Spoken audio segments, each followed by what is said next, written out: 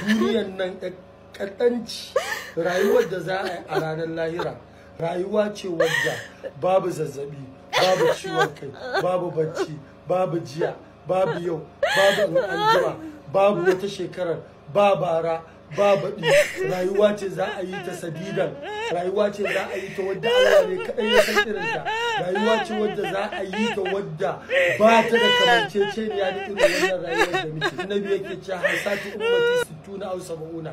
Yawanci annabi ya ce girbin al'ummata ƙarshen nunarka a rayuwar duniya shine 60 ko 70. Jama'a wallahi mu ji tsoron Allah, wallahi mu ji tsoron Allah, domin lallai idan mutane suka zama suna cikin al'ummar da ake ɓatanci ga manzon Allah, to wannan al'umma tana cikin musiba, wannan al'umma tana cikin bala'i, wannan al'umma tana cikin narko na Ubangiji.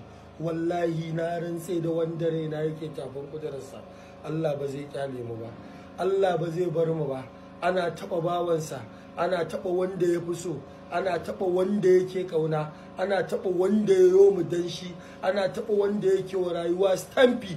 In manzan Allah ya ma stamfi ka wuce, ana taɓa shi Allah ya bari, ba zai bari ba. Jama'a wallahi mu ji tsoron Allah, wallahi mu ji tsoron Allah.